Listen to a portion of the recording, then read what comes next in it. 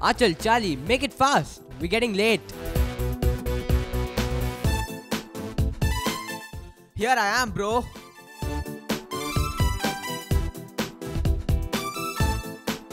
Hey sis, we're leaving without you. My elder sister Anchal, always late.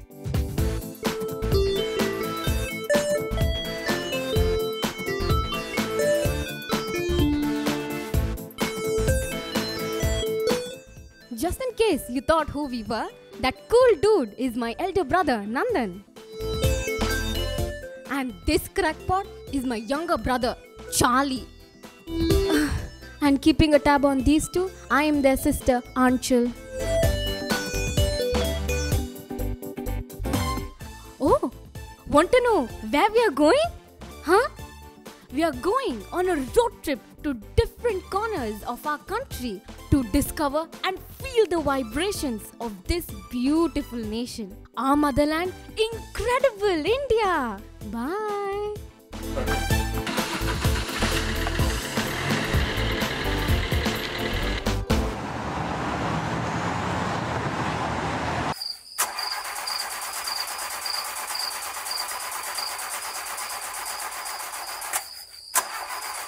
Brother, what's wrong with the car? How do I know? It's just not starting. Bro, are we lost?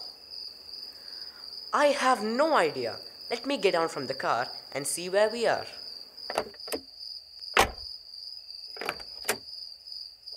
Seems like we're stuck in the middle of nowhere, bro.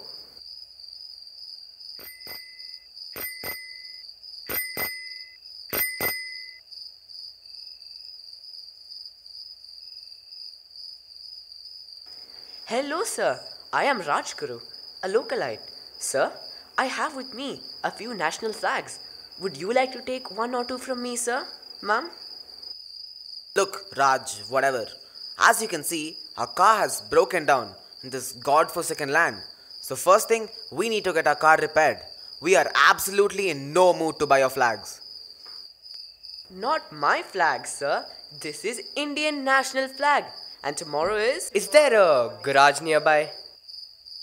Garage? The nearest garage is about 8 kilometers from here.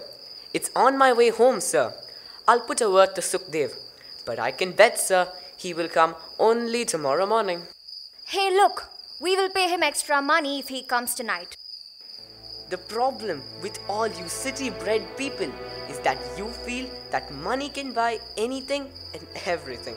Just think, ma'am, 75 years ago, this vibrant country, India, became independent because of blood, toil, tears and sweat of so many Indians, many of whom still remain incognito because our history books don't even mention their names. Could money buy this independence? Hey, look, we don't need a history lesson from you, okay? Is there a hotel nearby? A hotel? Here.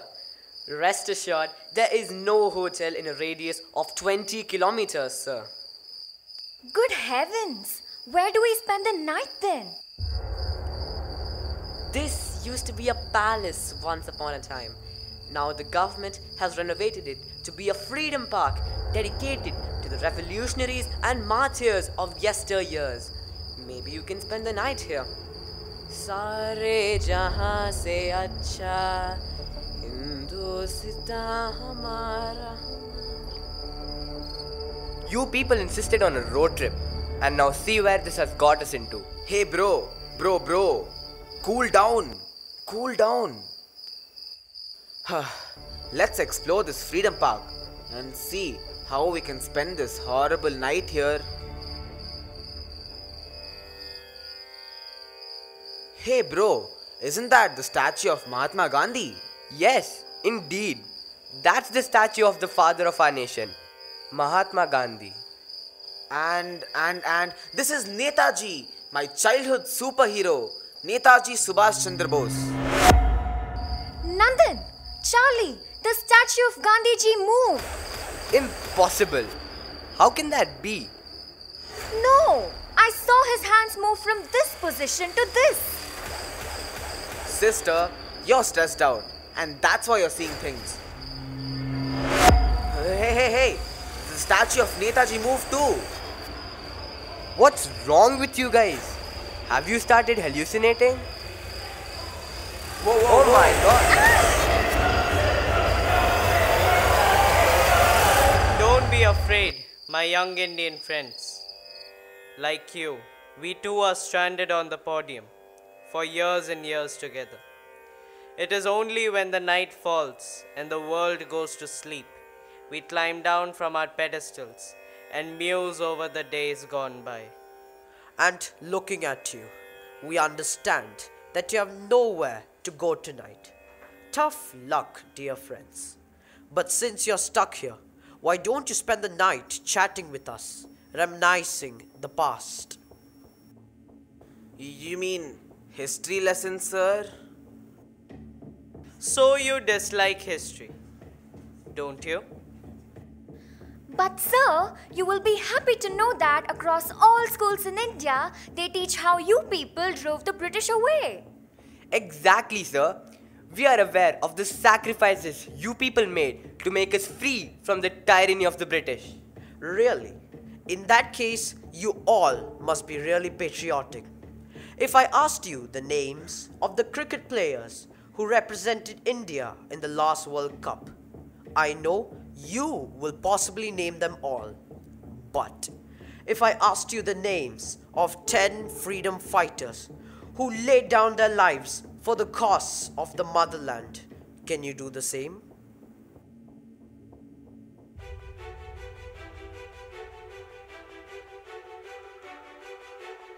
That, my dear friend, is Sangoli Rayana, the brave heart from Karnataka. Sangoli Rayana was the Shet Sanadi, or the military general of Kittur Rani Channamma, when Lord Dalhousie tried to annex the kingdom of Kittur by applying doctrine of lapse, as the Rani didn't have a child of her own. Sangoli Rayana fought against the British to install Shivalingappa, the adopted son of Rani Channamma, to the throne of Kittur. He built his guerrilla army from among the masses. His army moved from place to place, burnt government offices, waylaid British troops, and plundered treasuries. And do you know what is so special about Sangoli Rayana? He was born on the 15th of August, our Independence Day, and he was executed by the British on 26th January, our Republic Day. I have never read about Sangoli Rana in my history book. I am so amazed to know about him. So true. Even I have never heard of him. By the way, who is the lady sitting below the tree? She looks quite sad and morose. Did she participate in the Indian War of Independence too? A lady participating in the Indian War of Independence? Sis, you must be kidding. Why, Charlie?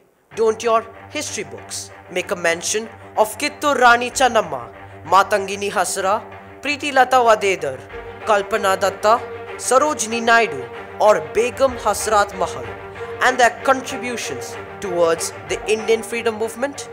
Remember, Charlie, for any nation to grow and prosper, the first and foremost precondition is for its citizens to respect their women folk. You are right now standing here because a mother has given birth to you. We call our country motherland because in its lap we have grown and blossomed. The lady sitting beneath the tree, incidentally, is Queen Manikarnika. Queen Manikarnika? Don't remember having read that name anywhere. Your history books refer to her as Rani Lakshmi Bai, Queen of Jhansi, a queen who was adept at horse riding, fencing, and shooting. A queen who made the British lose their sleep during the Indian Rebellion of 1857.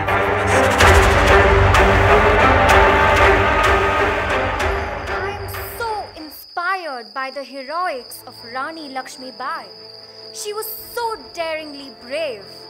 Yes, indeed. Along with Nana Sahib and Tantia Tope, she had almost put the British on the ropes. When you're fighting for your rights, when you're fighting for a just cause, you have nothing to fear. Even the British were in awe of the Rani. British Colonel Mallison famously commented, "Her countrymen will ever remember that she lived and died for her country. We cannot forget her contribution for India." That's quite a compliment coming from an Englishman. That man standing there looks more like a king. Could you please enlighten us about who he is? Ah, he is our gallant warrior king from Kerala, Palashi Raja. Palashi Raja? Palashi Raja was adored by his subjects. He was the king of their hearts, and hence they lovingly called him Kerala Simham, or the Lion of Kerala. A warrior king from the Kottayam royal clan, Mattathil Kovilakam. He too was engaged in guerrilla warfare against the British to claim his rights to rightfully rule his territory. I fail to understand why these revolutionaries remained unsung and hardly found mention in our history books. It is just the beginning, my dear. As the night unfolds, you will come to know many more of them. Bapuji, could you tell us whether all sections of the society contributed towards the Indian freedom struggle? Yes, of course. People from all strata of the society, irrespective of gender, caste, creed, or social status, participated to liberate our motherland. For any movement to be worthwhile and effective, it has to be a mass movement. And the Indian War of Independence was no different. People from all walks of life, all echelons of life, participated in the tirade against the British. The Santal Revolution of 1855 and the Munda Uprising of 1874 are prime examples of this. Who's that? And why has he been arrested? That is Birsa Munda, leader of the Munda Uprising. I think I have seen a statue in Jharkhand. He was an Indian tribal freedom fighter who started a tribal religious movement against the oppression of the British and the Indian landlords. He had the unequivocal support of the tribal communities like the Mundas and the Oraon. And yet, at the same time, he was considered as a saint amongst the tribal communities. He started preaching his own faith, Birsait. Bapuji, there's a new statue up there. One more freedom fighter, I presume. Why don't you go and check for yourself who he is? The name is Kumaraswamy Mudaliar. Wait, 1 minute. Below the name is written Kodikata Kumaran. Ah, confusing. Very confusing, sir. Kumaran, or Kumaraswamy Mudaliar, also known as Tirupur Kumaran, was an Indian revolutionary who participated in the Indian independence movement. He founded the Deshabandhu Youth Association and led protests against the British. He was brutally injured in a police assault on the banks of the Noyal River in Tirupur during a protest march against the British government on the 11th of January 1932. Even at the time of his death, he held the national flag aloft, thereby giving rise to the epithet Kodikata Kumaran, which in Tamil means Kumaran who protected the flag. Talking about Englishmen, a question comes to my mind. Did all Englishmen hate Indians in general? Were there no sympathizers towards the Indian cause? No, it would be wrong to say all of them hated India and the Indians. There were certainly a few who fell in love with this country and its populace. Henry de Rosio, David Hare, Bishop George Cotton, Reverend James Long were all educationalists who loved this country and worked for the upliftment of the masses.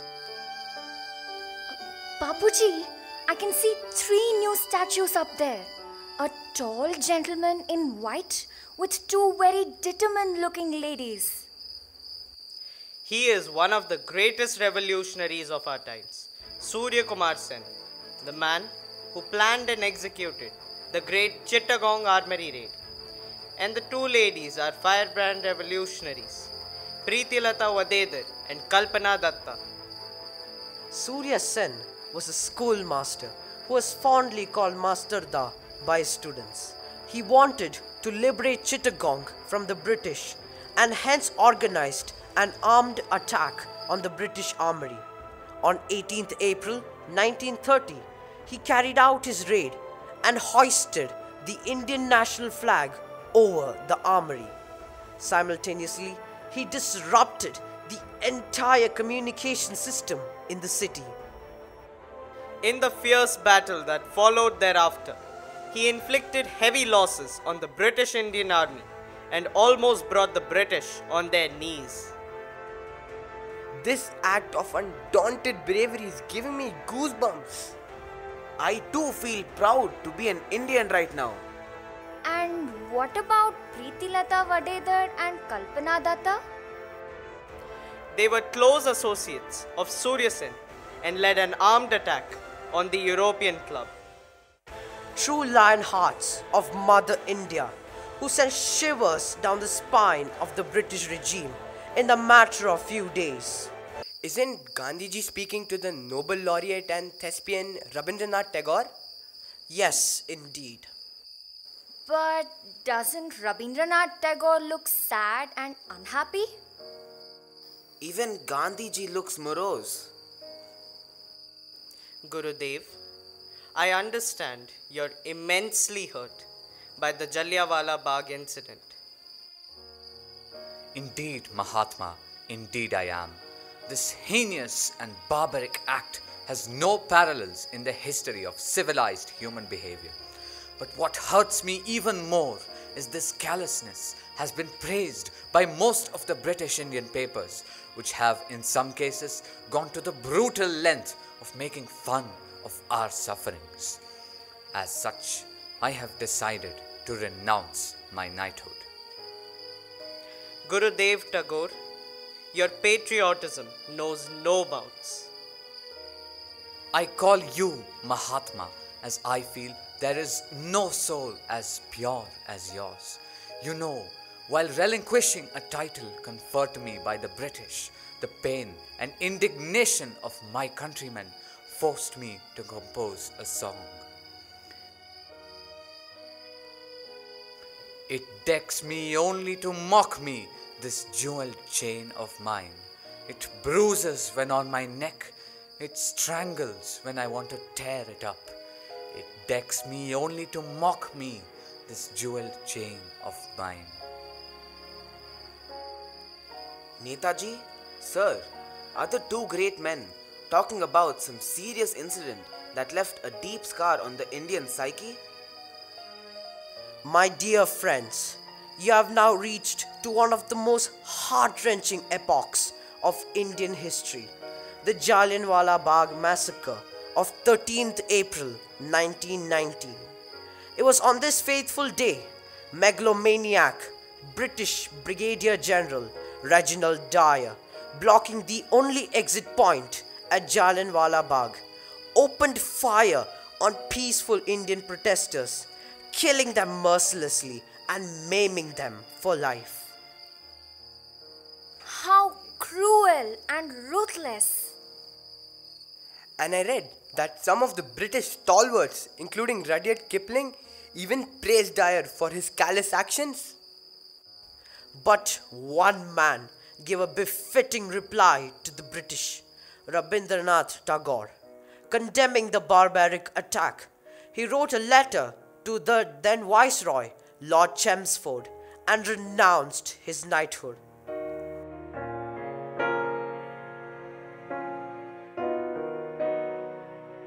The the sacrifices of thousands of patriotic Indians, the Quit India movement led by Gandhiji, the exploits of Azad Hind Fauj under the leadership of Netaji Subhash Chandra Bose, the naval uprising of 1946 made it impossible for the tyrannical British to continue their oppressive misrule in India any further. On the midnight of 15th August 1947, when the world slept, India broke the shackles of subjugation and emerged as an independent nation.